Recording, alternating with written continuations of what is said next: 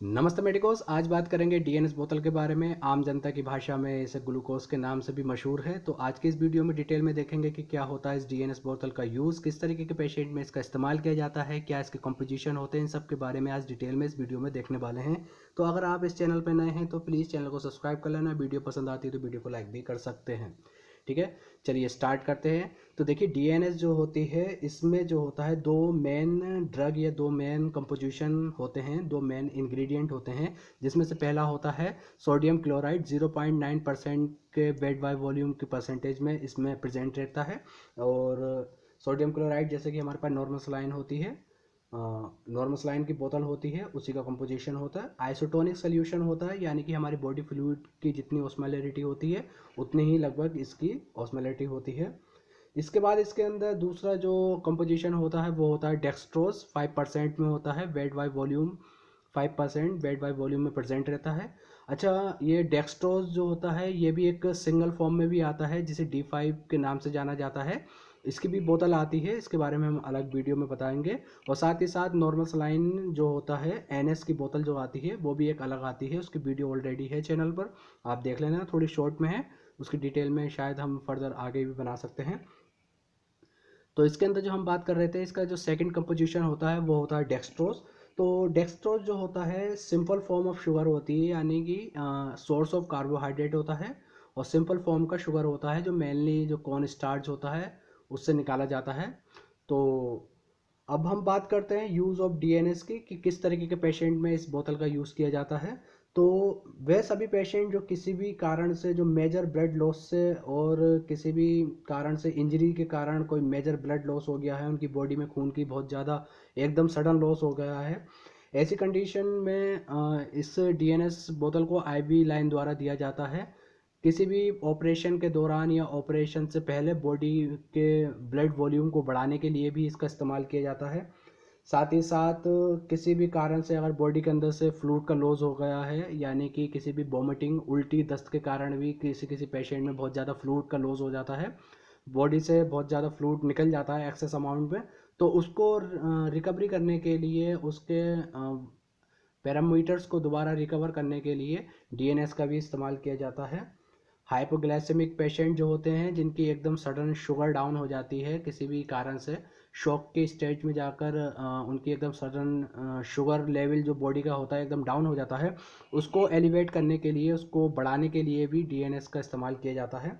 साथ ही साथ जो कोई बहुत पेशेंट होते हैं जो आईसीयूज़ में एडमिट रहते हैं बहुत लंबे टाइम तक, या किसी कारण से आईसीयूज़ में रहते हैं, अपने बाय माउथ कोई भी इंटेक नहीं ले पाते हैं, मील नहीं ले पाते हैं, कोमा की स्टेज में होते हैं, तो ऐसे पेशेंट में कार्बोहाइड्रेट के सोर्स के रूप में इसका इस्तेमाल किया जाता है, जिससे उनकी बॉडी में पर्याप्त मात्रा में एनर्जी बनी रहे, जिससे उनकी बॉडी के फंक्शन जो है नॉर्मली काम कर सके। तो ऐसे पेशेंट में आईसीयू में जो भर्ती होते हैं, ऐसे पेशेंट में कार्बोहाइड्रेट और एनर्जी के सोर्स के रूप में इस डीएनएस का इस्तेमाल किया जाता है।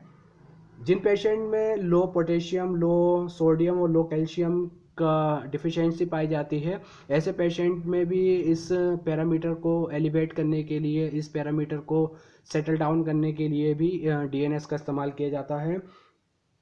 फ्लूइड रिप्लेसमेंट थेरेपी के रूप में भी इसका इस्तेमाल किया जाता है। जैसा कि आपको पहले बताया, किसी भी कारण से बॉडी के अंदर ब्लड लॉस हो जाता है बहुत ज़्यादा, और फ्लूइड को रिप्लेस करना होता है। किसी इंजरी में एकदम ब्लड का बहुत ज़्यादा लॉस हो गया, किसी चोट के कारण या किसी ऑपरेशन में ब्लड बहुत ज़्यादा चला जाता है, बहुत ज़्यादा बॉडी से निकल जाता है, तो ऐसी कंडीशन में ब्लड वॉल्यूम को बढ़ाने के लिए, बॉडी के अंदर ब्लड की वॉल्यूम को बढ़ाने के लिए डीएनएस का इस्तेमाल किया जाता है। डिहाइड्रेशन की कंडीशन में भी इसका इस्तेमाल किया जाता है। कुछ पेशेंट में जो होता है वॉमिटिंग और डायरिया के कारण इलेक्ट्रोलाइट्स का इम्बैलेंस हो जाता है, पानी की कमी हो जाती है, तो उसको पूर्ति करने के लिए भी इसका डीएनएस का इस्तेमाल किया जा सकता है। अच्छा, इसके कुछ सिम्टम होते हैं, इसके कुछ ओवरडोज और इसकी टॉक्सिसिटी के कारण भी कुछ सिम्टम आते हैं, यानी कि किसी पेशेंट में बहुत ज़्यादा हद लिमिट से ज़्यादा, या फिर जो होता है एक प्रॉपर अमाउंट से ज़्यादा अगर किसी भी पेशेंट में डीएनएस को अगर हम इंजेक्ट करते हैं या फिर आईवी लाइन द्वारा दे देते हैं और इसकी ओवरडोज हो जाती है, तो क्या क्या हो सकता है। तो इसमें जो है कुछ पेशेंट में जो कॉमनली देखा जाता है तो वो होता है पुल्मोनरी एडिमा, सांस लेने में दिक्कत हो सकती है। और उसका जो होता है ब्लीडिंग टाइम जो होता है वो बढ़ जाता है, उसका क्लोटिंग टाइम जो कम हो जाता है, क्योंकि ब्लड में जो होता है बहुत ज़्यादा डाइल्यूट हो जाता है ब्लड। साथ ही साथ जब ब्लड बहुत ज़्यादा डाइल्यूट हो जाता है तो प्लेटलेट फंक्शन सही से काम नहीं करते हैं, तो उसकी प्लेटलेट्स जो होती हैं वो सही से कोगुलेशन नहीं कर पाती हैं, खून के थक्के को नहीं जमा पाती हैं।